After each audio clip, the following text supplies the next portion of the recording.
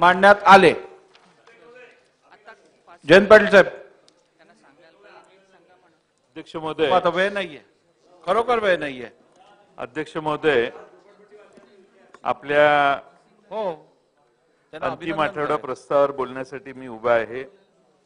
अध्यक्ष महोदय, बरेच विषय आहेत, पण त्यातला एक आर्थिक नियोजनातील बेशिस्तपणा हा एक महत्त्वाचा विषय आहे आणि अर्थमंत्री सभागृहात उपस्थित आहेत याचं मला विशेष समाधान आहे।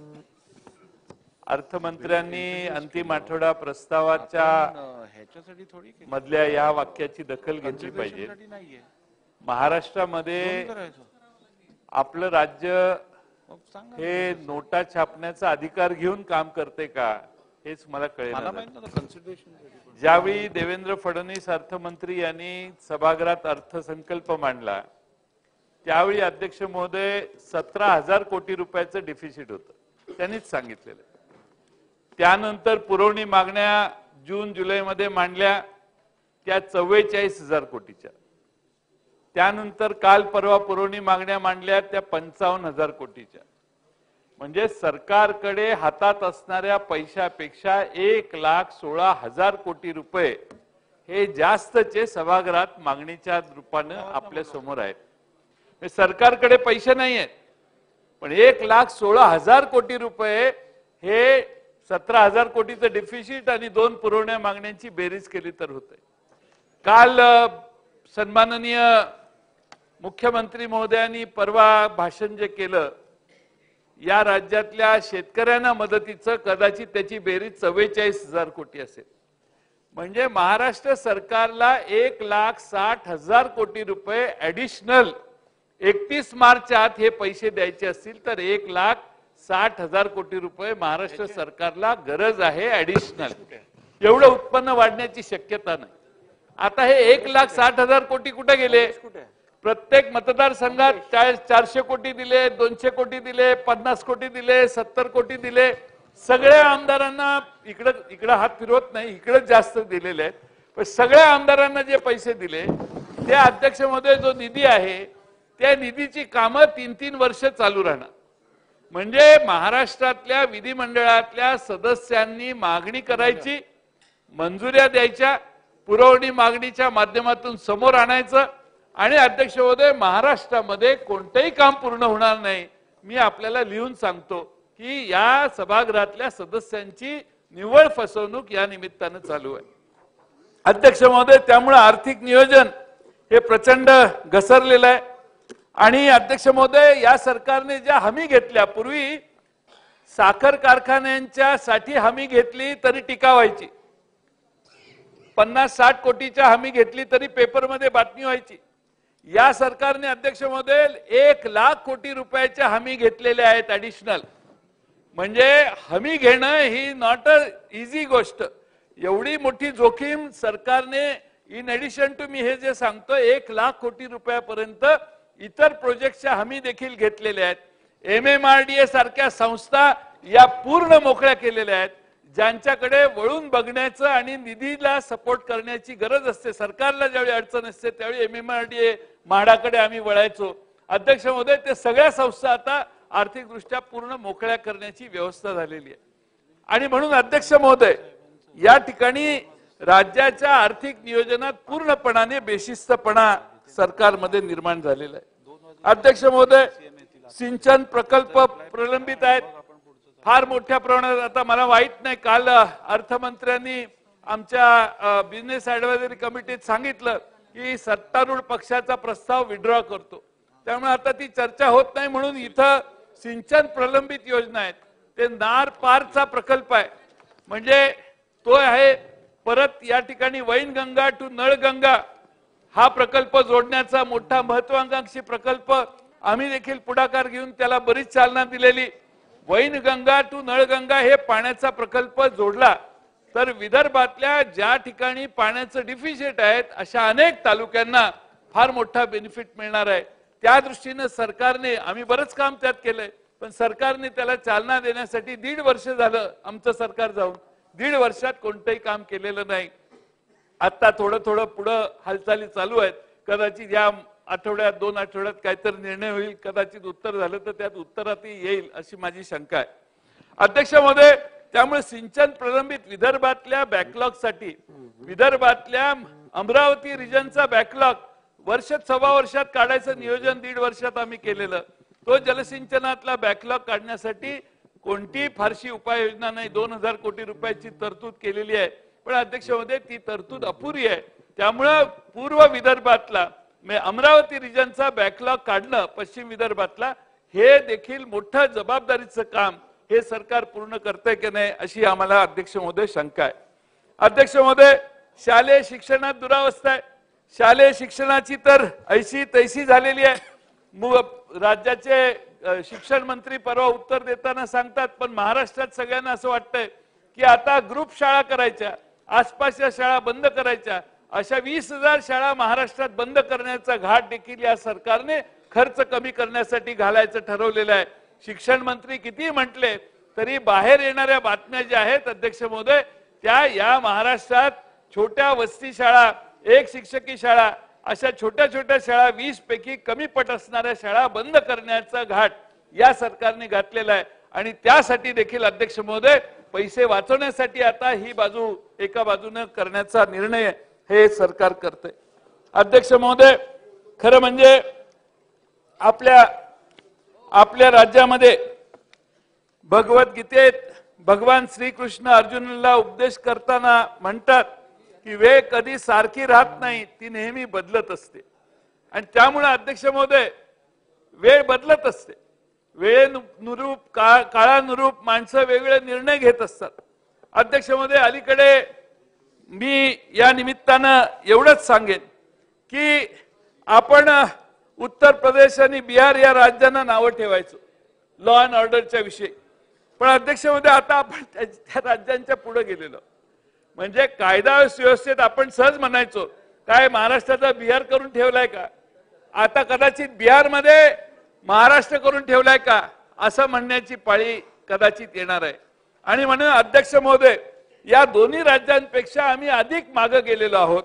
अध्यक्ष महोदय, आमच्याकडे मध्ये एकदा कोल्हापूरचे राज्य नियोजन आयोगाचे कार्यकारी अध्यक्ष यांनी फ्लॅट पाहिजे म्हणून कुणाला तरी मारहाण गेली, त्याचा व्हिडिओ व्हायरल व्हायला लागला. त्या कुटुंबाचं FIR दाखल करून घेत नव्हते, व्हिडिओ बाहेर आला, मग FIR दाखल करण्याची व्यवस्था झाली. म्हणजे अध्यक्ष महोदय, सत्तेच्या जवळ असणाऱ्या लोकांच्या विरोधी तक्रारी कुणी करायच्या नाहीत. तक्रारी केल्या तर त्याची नोंद घ्यायची नाही, नोंद घेतली तर ते घ्यावीच लागली तर त्याचा तपास करायचा नाही. ही आज लॉ अँड ऑर्डरची, कायदा व सुव्यवस्थेची अवस्था महाराष्ट्रात झालेली आहे. अध्यक्ष महोदय, पुशे सावळीमध्ये एक वादग्रस्त पोस्ट टाकली. प्रार्थना स्थळात घुसून 11 जणांना मारण्याचा कार्यक्रम, मारण्याची घटना त्या ठिकाणी झाली, दंगल झाली. 11 जणांच्या पैकी 1 जण प्रार्थना स्थळातच मृत्युमुखी जागच्या जागी झाला. अध्यक्ष महोदय, त्यानंतर गावातही दंगल झाली.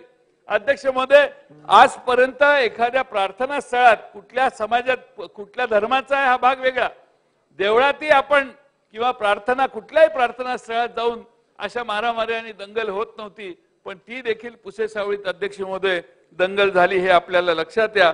आणि मग त्या ठिकाणी घरे, 10 दुकानं, वाहनांची तोडफोड झाली. अध्यक्ष महोदय, या सगळ्या गोष्टी या आपल्याला अडचणीच्या महाराष्ट्राची प्रतिमा बिघडवण्यासाठी पुरेसे आहेत असं वाटतं. अध्यक्ष महोदय, NCRBच्या अहवालानुसार 22 मध्ये महाराष्ट्रात हिंसाचार आणि दंगलीच्या घटनात लक्षणीय वाढ झाली आणि सर्वाधिक दंगलीच्या घटना घडणारे राज्य म्हणून महाराष्ट्राची नोंद आता अहवालात करण्यात आली. 1 नंबर आपला निघाला. कशात? तर दंगलीमध्ये. 1 नंबर उद्योगात असायचा, 1 नंबर इन्व्हेस्टमेंट मध्ये असायचा, 1 नंबर महाराष्ट्राचा प्रत्येक गोष्टीत देशात असायचा. पण आता दंगलीमध्ये आपला नंबर पहिला काढण्याचं काम, कर्तबगारी या सरकारनं अध्यक्ष महोदय महाराष्ट्राची केलेली आहे. अहवालात दावा केलेला आहे 8,218 घटनांची दंगलीची नोंद झाली आहे, ज्यामध्ये जवळपास 9,500-10,000 हजार लोकांच्यावर त्याचा परिणाम झाला. अध्यक्ष महोदय, बीड मध्ये दंगल झाली, ज्याची चर्चा लक्षवेधी झाली. आमच्या क्षीरसागर आमदार महोदय यांच्या घरावर जाळपोळ झाली, घराची जाळपोळ झाली. तिथं प्रकाश सोळंकींच्या घरावर जाळपोळ झाली, जयसिंग माजलगावला बीड मध्ये 3 घरं जाळली, पक्षाचं आमच्या कार्यालय जाळलं. अध्यक्ष महोदय, यावेळी बीडचे एसपी कुठं होते? मी त्या दिवशी म्हटलं की ते माजलगावला होते, पण मला आणखीन माहिती मिळाली, पोलीस डिपार्टमेंटने सांगितली की हे बीड जिल्ह्याचे एसपी जे होते ते माजलगावलाही नव्हते आणि बीड मध्येही नव्हते, मध्येच फोन बंद करून बसलेले होते. कलेक्टरचा रिपोर्ट तुम्ही वाचा. कलेक्टरने रिपोर्ट केलेला आहे की ही वॉज नॉट ऍक्सेसिबल. राज्यातल्या एका जिल्ह्यात दंगल चालू असताना डीएसपी फोन बंद करून किंवा फोन न घेता बसतो आणि दोन्ही साईटवर नसताना मध्येच गाडीत निवांत बसलेला असतो. ही अध्यक्ष महोदय धाडस कधी येतं? कुणीतरी त्याला पाठीमागं घालतंय, त्याला पाठीमागं घालून इन्स्ट्रक्शन दिले आहेत आणि म्हणून हे धाडस त्याच्यात आलेलं आहे. हे अध्यक्ष महोदय न समजण्या इतकी महाराष्ट्रातली जनता दुधखोळी नाहीये. आणि म्हणून अध्यक्ष महोदय, आपण जे बघतोय त्यात अध्यक्ष महोदय आपल्यामध्ये 8,218 दंगली झाल्या, त्या बिहारमध्ये 4,736 दंगली झाल्या, त्या उत्तर प्रदेशमध्ये 4,478 दंगली. म्हणजे पहिल्या आणि दुसऱ्या क्रमांकात फरक किती आहे? म्हणजे 2 नंबरला 4,736 वर बिहार आहे, आपला 8,218 दंगली महाराष्ट्रात घडवण्याचा विक्रम झालेला आहे.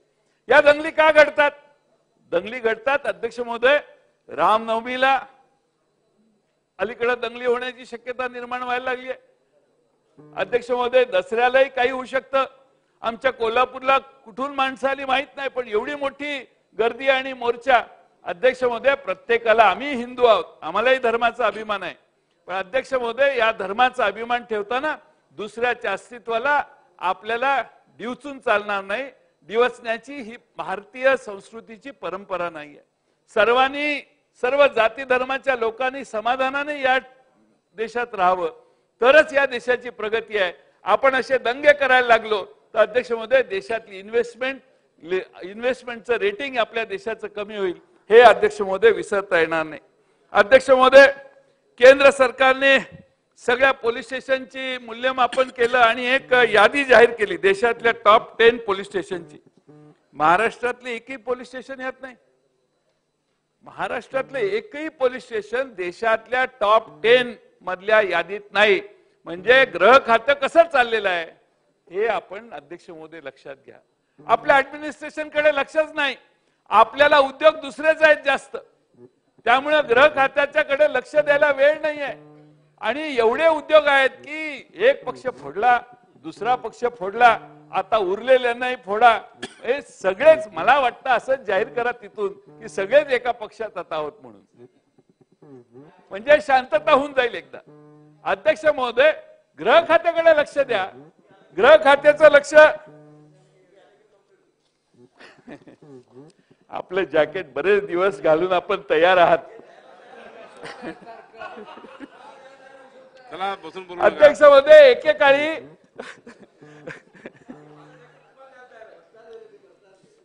अध्यक्ष महोदय तुमची साईज वेगळी आहे, माझी साईज वेगळी आहे. अध्यक्ष महोदय, मुंबई पोलिसांची तुलना स्कॉटलंडशी व्हायची, स्कॉटलंड यार्डशी. अध्यक्ष महोदय, गेले ते दिवस, मी या सभागृहात 90 साली आलो त्यावेळी मुंबईच्या पोलिसांची तुलना स्कॉटलंड यार्डला करणारी भाषणं अगदी मनोहर जोशींची ऐकलेत, शरद पवार साहेबांची ऐकलेत.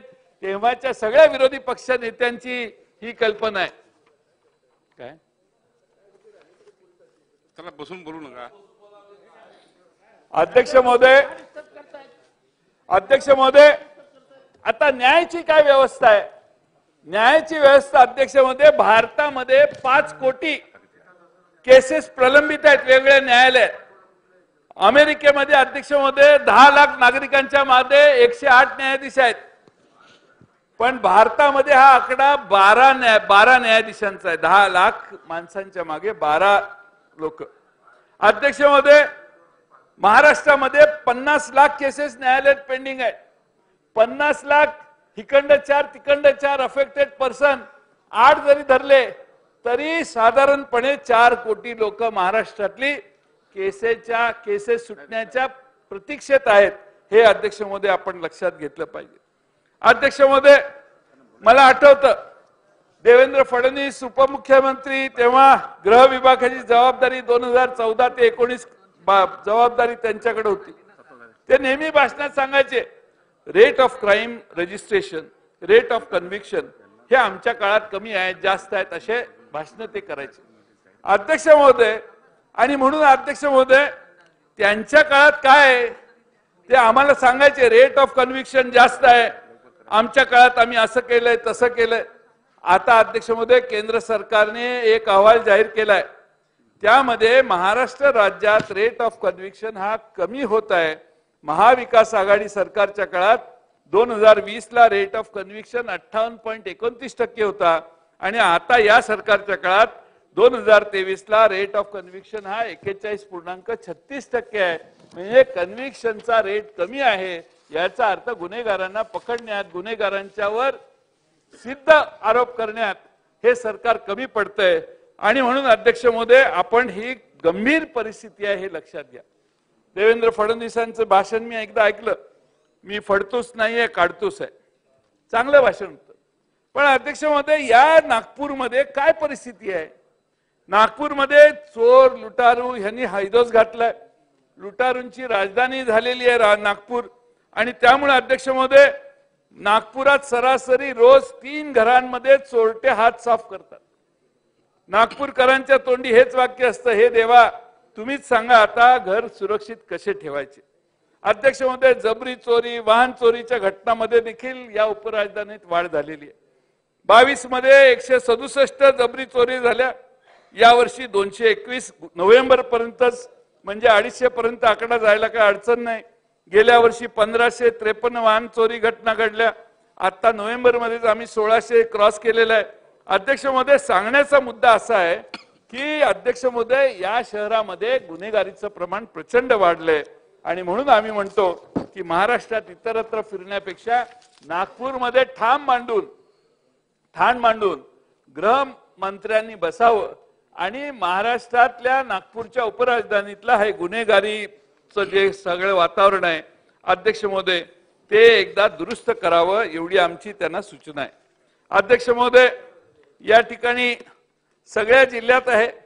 आता माझ्या जिल्ह्यात मागच्या 10 महिन्यात 59 खून झाले, 75 जणांचा खुनाचा प्रयत्न झाला, म्हणजे प्रत्येक जिल्ह्यात असे प्रमाण आहे.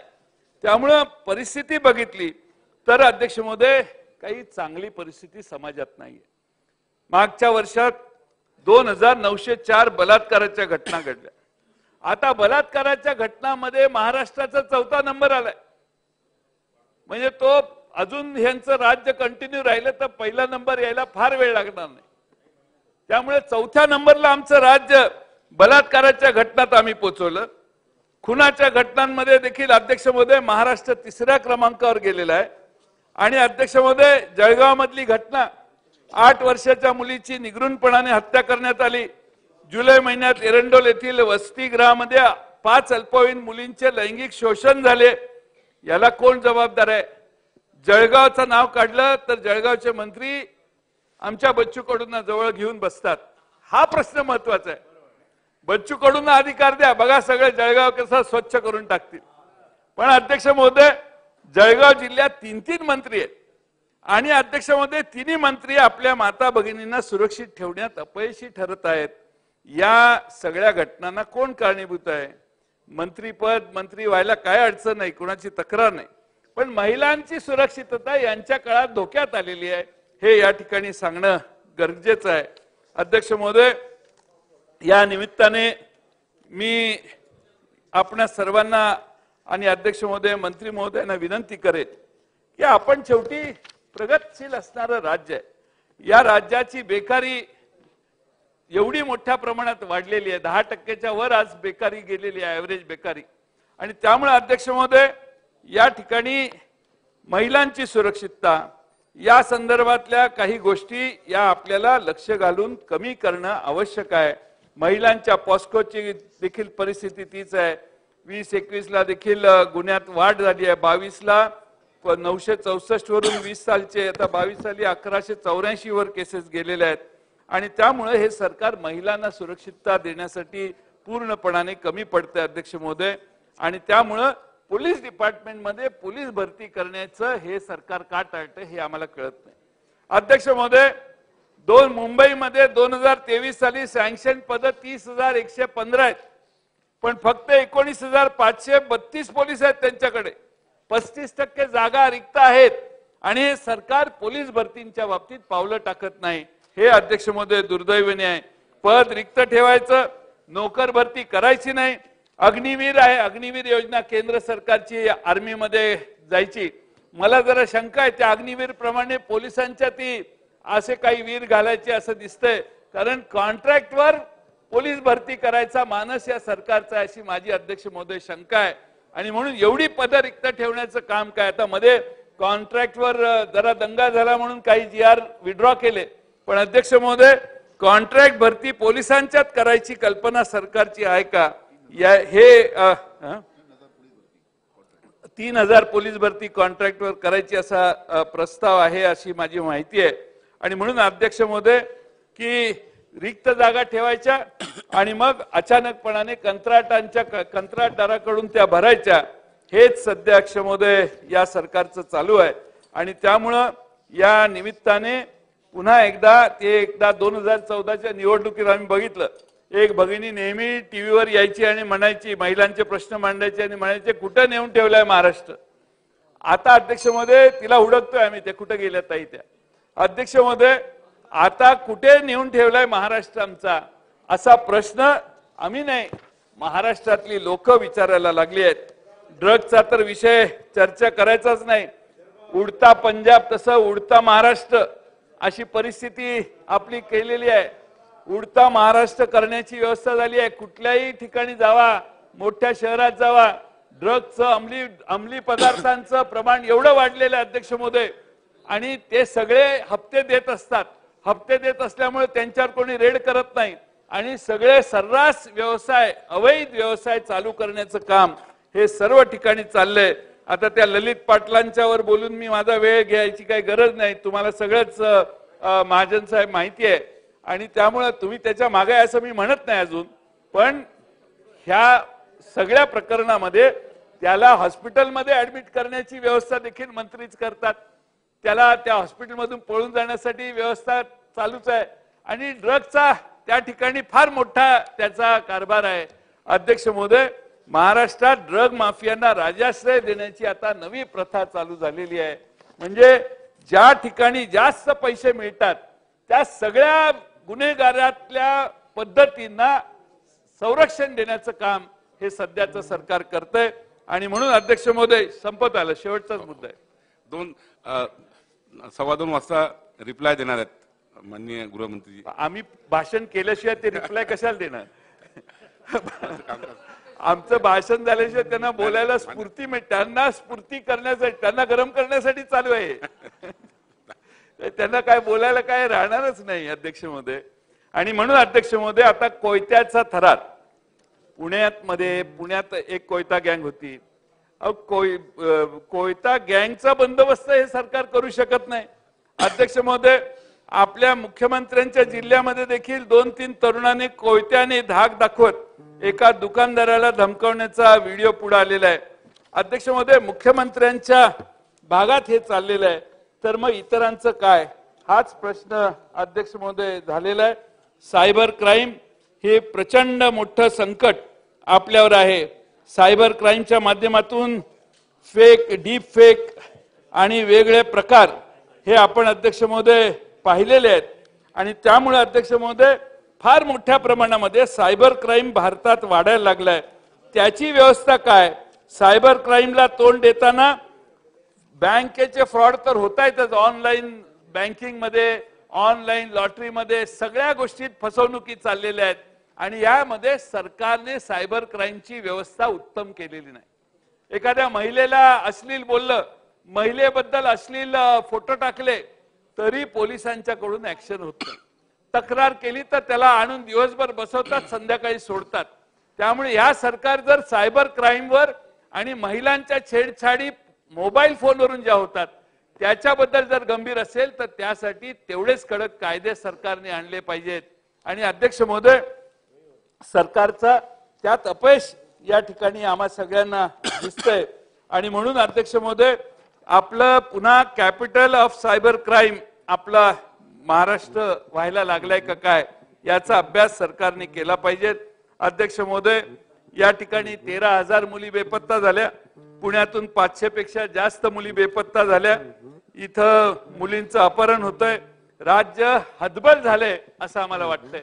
एवढ्या मुली पळून नेल्या गेल्या, एवढ्या मुली बेपत्ता आहेत, पण पोलिसांना त्याचा किती रिकव्हरी किती आहे, मुली किती पुन्हा आणण्याचं यश मिळालं याची आकडेवारी अध्यक्ष महोदय करणं हे गरजेचं आहे. सरकारला समाजाला कळण्याची गरज आहे. अध्यक्ष महोदय आता भारतामध्ये पहिल्यांदाच राम अवतरतोय असं वातावरण आता सुरू होईल. रामाचीच ही भूमी आहे अध्यक्ष महोदय. अयोध्येला जन्म झालेला असला तरी महाराष्ट्रात देखील राम येऊन गेला. रामाचा एवढा आदर असेल तर आमच्या सीतामाईंचं संरक्षण करायची तरी तेवढी गरज आहे. सीतामाईंचं संरक्षण म्हणजे महिलांचं संरक्षण महाराष्ट्रातल्या करण्यासाठी काहीतरी आधी करा आणि मग अयोध्येच्या रामाला पूजायला आम्ही सगळे येतो. आमचा त्या अयोध्येला विरोध नाही, रामाला विरोध नाही, पण अध्यक्ष महोदय आमच्या सीतामाईंना संरक्षण देण्याचं काम हे आपण कधी करणार. शेवटी महाराष्ट्रात बरेच अधोगती आपल्याला अनुभवायला आलेले आहेत. अध्यक्ष महोदय डायमंडची नगरी गेली. परवाच पंतप्रधान महोदयांनी सुरतला डायमंड बोर्सचं उद्घाटन केलं. बिल्डिंग जोरा आपल्यासारखीच झाली आहे तिकडं. फार चांगलं तिथं व्यवस्था झाली. बुलेट ट्रेन आहे त्यामुळे आता काय प्रश्नच नाही. आणि इंटरनॅशनल फायनान्शियल सेंटरही गेलं, मधले काही प्रकल्प गेले. सगळं अध्यक्ष महोदय जर आपल्या राज्यातून बाहेर गेलं तर बेकारीचा दर वाढणार. बेकारीचं मूळ हे बेकारीचा संबंध आपल्या गुन्हेगारीत आहे आणि म्हणून महाराष्ट्रातले तरुणाई ही आता गुन्हेगारीकडून वळते. ती थांबवण्याचं काम अध्यक्ष महोदय आपण सगळ्यांनी केलं पाहिजे. आणि म्हणून अध्यक्ष महोदय माझी सरकारला आग्रहाची कळकळीची विनंती आहे. भ्रष्टाचार तर काय आता सर्रास म्हणजे कुठेही त्याचं म्हणजे भ्रष्टाचारावर बोलणारा वेडा असा त्याचा अर्थ व्हायला लागलाय. कुठेही एखादा मोठा प्रोजेक्ट गेला की त्याकडून पैसे काढ. एखादा रस्ता मंजूर झाला तर त्यातनं 10%, 20%, 25%, 30% काढ. काय चाललंय काय? या महाराष्ट्रात अशी संस्कृती नव्हती. पण कुठलेही प्रकल्प मोठे मंजूर केले तर ज्याच्या एरियात आहे त्याला अधिकारच दिलाय, त्याच्याशी तू डील कर, काय करायचं ते तू कर. म्हणजे अध्यक्ष महोदय महाराष्ट्रामध्ये अशी लिबरल व्यवस्था कधी नव्हती. ज्या त्या भागात लिबरल व्यवस्था आहे. तुझ्या भागात तू काय कर, तुला किती बाबा एवढे कोटी, ठीक आहे घे, काय करायचं ते कर. अध्यक्ष महोदय पालकमंत्र्यांच्या डीपीडीसी मधनं पैसे खर्च होताना देखील त्याला टोल लागायला लागलेला आहे. ही महाराष्ट्राच्या या सभागृहाच्या दृष्टीने सगळ्यात मोठी गंभीर बाब आहे. तुम्हाला जिल्ह्यात चौकशी करा. एक आपल्याकडे स्टॅटिस्टिक्स डिपार्टमेंट आहे. ते स्टॅटिस्टिक्स डिपार्टमेंट मध्ये एक छोटी विंग आहे. त्यामध्ये राज्यात महागाई किती आहे, कशा इफेक्ट आहेत, त्याप्रमाणे लोक काय बोलतात ह्याची माहिती मिळू शकते. लोक सांगतील महागाईचा भाजीपाल्याचा रेट आता चर्चा होत नाही. आता कुठल्या कॉन्ट्रॅक्टला किती टक्के दिले ह्याची चर्चा मार्केटमध्ये फार होते. आणि अध्यक्ष महोदय त्यामुळं कुठे नेऊन ठेवलाय महाराष्ट्र ही परिस्थिती. अध्यक्ष महोदय आता तुमचाच प्रश्न घ्या ना, बाकीचं जाऊ दे. तुमच्या तालुक्यात जिल्ह्यामध्ये तुम्ही मेडिकल कॉलेजसाठी पायऱ्यांवर जाऊन बसला. तुमच्याकडे बघायला वेळ नाही कारण बाकीची कामं फार महत्वाची आहेत. सरकार सकारात्मक आहे त्या बाबतीत सांगितलेलं आहे. तुमचं धाडस नाही अध्यक्ष महोदय. तिथून आदेश द्या त्यांना की उद्या आज हाऊस संपायचे, तुम्ही आदेश द्या. तोच मार्ग आहे तुम्हाला तिथं मेडिकल कॉलेज करायचा. तिथून आदेश द्या आज हाऊस संपायच्या आत मेडिकल कॉलेजची घोषणा करा असं तुम्ही तिथून आदेश द्या. आता मी सांगलीचा तुमच्या वर्ध्याला कसं काम करायचं हे सांगायची पाळी माझ्यावर यायला लागली.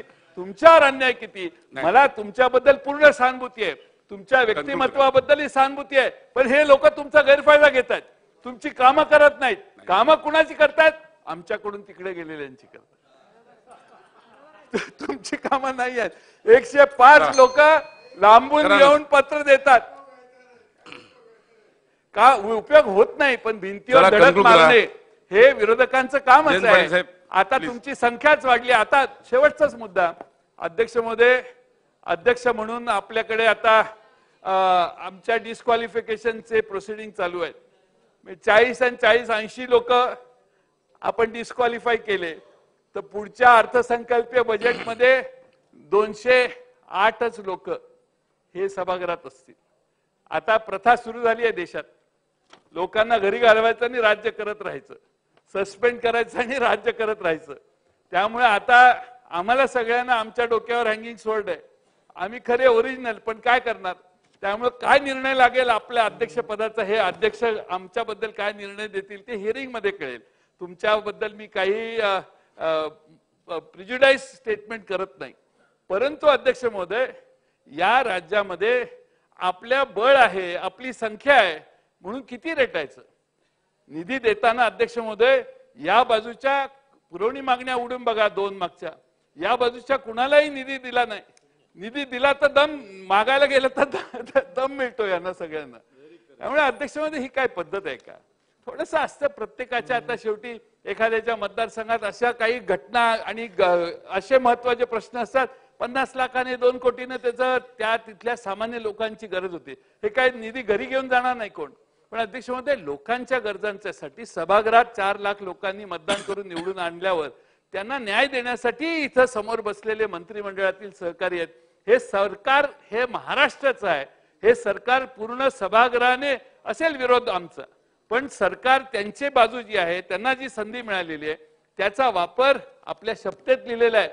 कुणाच्यातही मी भेदभाव करणार नाही, पण भेदभाव फार चालू आहे आणि तात्विक विरोध देखील सहन करायची तयारी नाही. कोणी विरोधात बोललं तर सहन चालत नाही, कोण विरोधात बोलला तर त्याचा कार्यक्रम करायची लगेच तयारी होते. त्यामुळे अध्यक्ष महोदय, बोलणाऱ्यांची संख्या कमी झाली. त्यामुळे अध्यक्ष महोदय, आपण सावध राहा. आपण त्या ठिकाणी मेडिकल कॉलेज, आता टर्म संपत आली, कदाचित लोकसभेबरोबर विधानसभा लावतील. त्यामुळे तुम्हाला परत मतदारांना सांगता येणार नाही की तुम्ही का मेडिकल कॉलेज केलं नाही, याचं उत्तर देता येणार नाही. आपण करू नका. चिंतक आहे. माननीय मुख्यमंत्री उपमुख्यमंत्री यासाठी पूर्ण सकारात्मक आहे. ठीक आहे, काही सकारात्मक आहे म्हणजे शेंडी लावायचे उद्योग आहेत. तुम्ही ऑर्डर घ्या ना, let him write on paper की बाबा हे मान्य आहे. ऑर्डर GR काढा, आज संध्याकाळपर्यंत GR काढा. यांना पाहिजे त्या गोष्टी दुपारपर्यंत होतात. मग तुमच्यासारख्या एक गरीब सामान्य सहृदयी चांगल्या प्रवृत्तीच्या माणसाला एक काम करता येत नसेल तर आमदारकीचा उपयोग काय तुम्हाला तो. म्हणून मी अध्यक्ष महोदय फार वेळ घेत नाही, पुन्हा विनंती करतो की हे जे मुद्दे मांडलेले आहेत ते आत्मचिंतन सरकारने करावं आणि सगळ्यांना न्याय देण्याचा प्रयत्न करावा. मला बोलण्याची संधी दिली याबद्दल धन्यवाद. आव्हाड साहेब, अगदी थोडक्यात रिप्लायसाठी. थोडक्यात अध्यक्ष महोदय, मी एक आठवण करून दे.